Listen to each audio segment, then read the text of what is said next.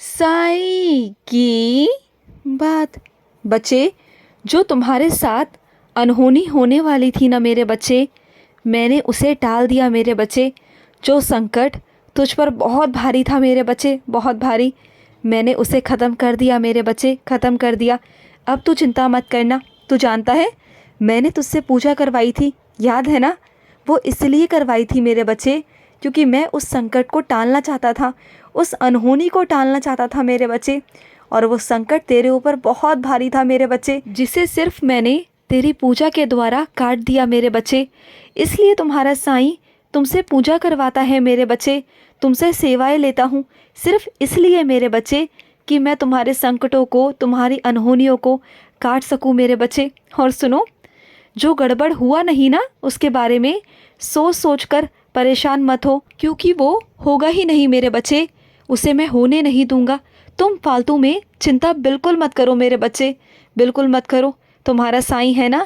और सुनो, तुम उदी का सेवन कर रहे हो या नहीं कर रहे मेरे बच्चे? उदी का सेवन समय से किया करो मेरे बच्चे। जब तुम सुबह उठते हो ना, तो उठते के साथ ही उदी जल ले लिया करो मेरे बच्चे।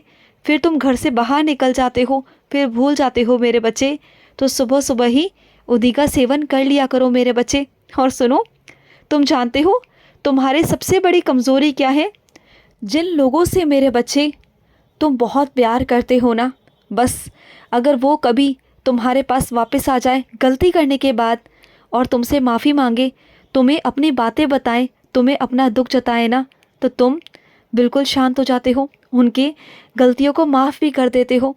अगर वो तुम्हारी और अपने बीच की बातें करे तो तुम्हारा प्यार है ना, वो उमड़ आता है मेरे बच्चे, और तुम कमज़ोर पड़ जाते हो मेरे बच्चे। और अगर कोई तुम्हारे सामने मरने की बातें करे, कोई तुम्हें भावनाओं में बहाए ना, तो तुम बह जाते हो मेरे बच्चे, और तुम्हारी आंखों में से आंसू आने लगते हैं, और तुम भावनाओं में इतना ज़्यादा बह जाते हो कि तुम्हें पता नहीं चलता कि सामने वाला तुम्हारे साथ में क्या खेल खेल रहा है। तुम्हें समझ नहीं आता मेरे बच्चे, तुम उसकी सारी गलतियों को माफ़ कर देते हो। और तुम्हारी ये अच्छी बात है मेरे बच्चे कि तुम उसकी गलतियों को माफ़ करते हो, क्योंकि वो तुम्हारे मानसिक स्वास्थ्य के लिए बिल्कुल भी ठीक नहीं।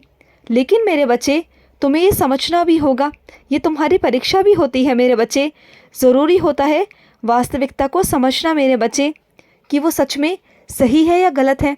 और बार बार तुम उसे मौके देते हो मेरे बच्चे कि वो गलती करे, तभी तो वो गलती करता है ना मेरे बच्चे, क्योंकि उसके अंदर से जो भय है ना तुम्हारा, वो निकल गया।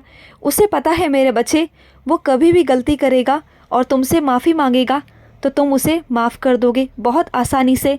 इसलिए मेरे बच्चे वो बार बार दोहराता है, क्योंकि तुम उसे मौका देते हो मेरे बच्चे।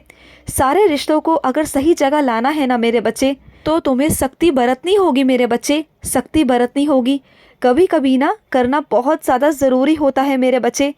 अगर तुम अपने साईं पर विश्वास रखते हो ना, तो भरोसा रखो, जो इंसान तुम्हारे लिए अच्छा है ना, मैं तुम्हारी ज़िंदगी से उसे दूर नहीं करूँगा मेरे बच्चे, कभी नहीं करूँगा। लेकिन समझो मेरे बच्चे, सही गलत की पहचान किया करो। इस तरह नहीं कि किसी की भी बातों में आ जाओ, भावनाओं में बह जाओ। और तुम हमेशा ऐसा करते हो और हमेशा तुम धोखा खाते हो। ऐसा होता है ना मेरे बच्चे, तो वो गलतियाँ मत किया करो। और सुनो, तुम भीड़ में ना मत चला करो मेरे बच्चे। जहाँ भीड़ भागती है ना, वहीं तुम भागते हो। भीड़ से अलग हो तुम, बहुत अलग हो मेरे बच्चे।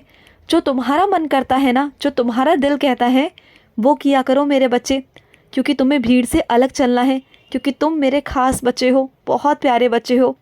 और जैसे अनुभव तुम्हें होते हैं ना, वो हर किसी को नहीं होते मेरे बच्चे। ये बात जानते हो ना? तो तुम्हें किस बात की ज़रूरत है मेरे बच्चे, किसको दिखाना है तुम्हें? जब तुम्हारा साईं सब जानता है तुम्हारे बारे में मेरे बच्चे, तो मत चिंता किया करो, भीड़ के साथ मत भागा करो। जो तुम्हारा दिल करे ना, वो तुम किया करो मेरे बच्चे। और सुनो, अपने बच्चों को परवरिश देना बहुत मायने रखता है मेरे बच्चे।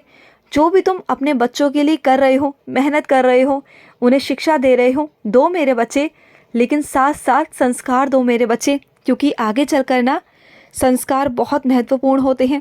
इससे माता पिता की पहचान होती है मेरे बच्चे। आगे चलकर वो तुम्हारी पहचान बनेंगे, तुम्हारे बच्चे मेरे बच्चे, तो उन्हें संस्कार देना बहुत ज़्यादा ज़रूरी है मेरे बच्चे। आजकल का जो कलयुग है ना, वो तुम्हारे बच्चों को ख़राब कर सकता है। और अगर अपने बच्चों को साईं युग में रखना चाहते हो ना, साईं युग में रखो। तो देखना मेरे बच्चे, तुम्हारा बच्चा कभी भी गलत रास्तों पर नहीं जाएगा। उन्हें संस्कार दो मेरे बच्चे, संस्कार दो।